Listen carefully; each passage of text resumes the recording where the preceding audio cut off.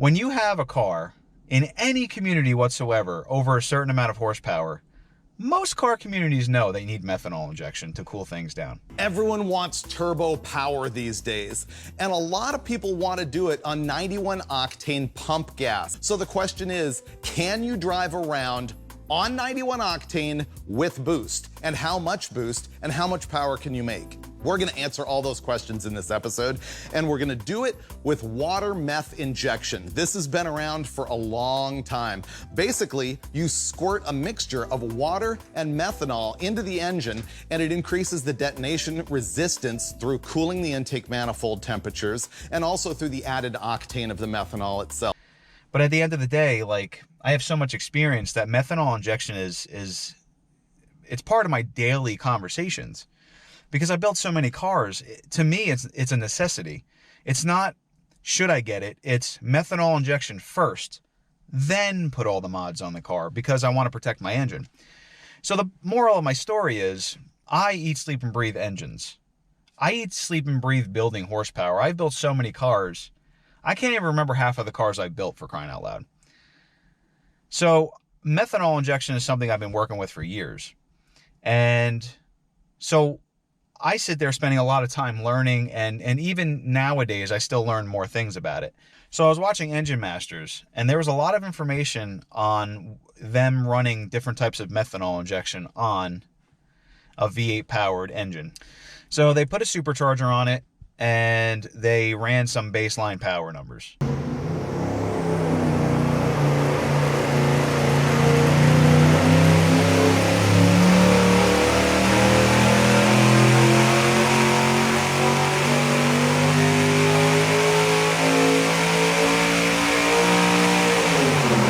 Here's our power numbers that we're looking at. We made 833.7 horsepower up at 6,700 RPM, and at 5,400 RPM, it's 681 pound-feet of torque. So then what they did was they raised some of the timing. Then they ran it on a 50-50 mixture. That's basically like diluted distilled water and 50% methanol. Then they ran it on 75% methanol with water. And believe it or not, the 50-50 and 75%, the numbers were very close. This does not look like an improvement. We made 859.7 horsepower and 714.5 pound-feet of torque. Let's have a look at the overlay, though.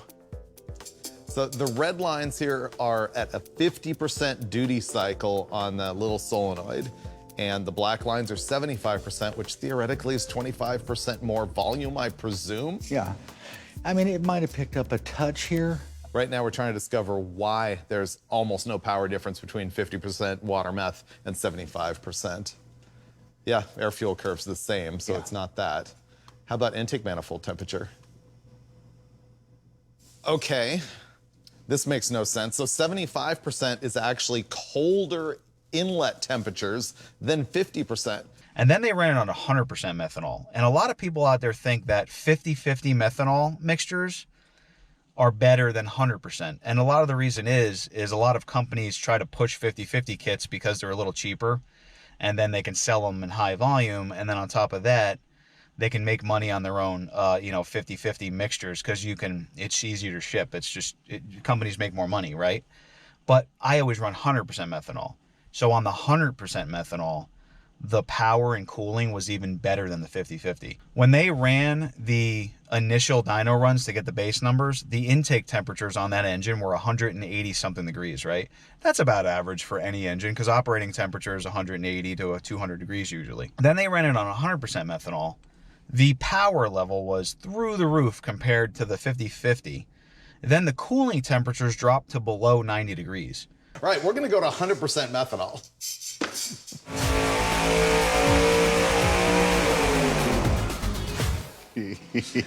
See? 894 horsepower, 730 pound-feet of torque. Good call, Dave. This is what methanol does. I mean, it's just the coolest thing in blowers forever. And even in this ratio, to take a 91 octane engine and just put this much methanol in it, it changes the whole characteristics of the engine. Yeah, look at the overlay. Don't bother with percentage of methanol as long as it's 100.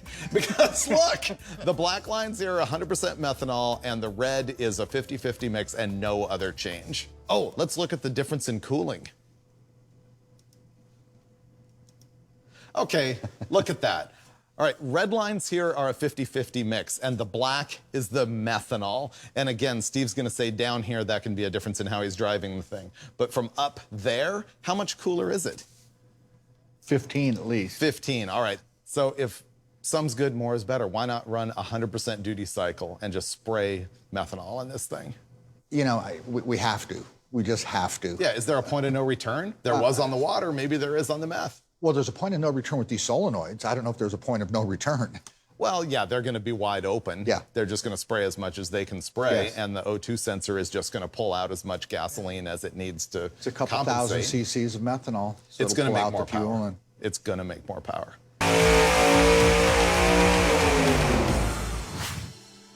For the first time, 900 horsepower and 742 pound-feet of torque. Did it help it everywhere? I guess it did. It came way up at both peaks. The black lines here are with the duty cycle at 100%, full-on methanol. We're still starting at a 30% down here, but it's 100% above 5,500 RPM. The red lines are the 75%, and clearly, step up the methanol, step up the power. Yeah, it's amazing. This engine having started at, I don't know, what was it, somewhere around 835 or Ish. something. Yeah. I see no benefit to the water. I mean, particularly, methanol is like 225, 250 a gallon. Did it cool more, or is that a negligible increase and we really saw the power just from the methanol? I don't know. Oh, wow. All of a sudden, we're seeing our coldest manifold temperatures ever, 92 degrees. We already just proved if some is good, more is better. Why are we messing around with a 30% duty cycle in the curve? Why can't you just jam 100% methanol in it the whole time?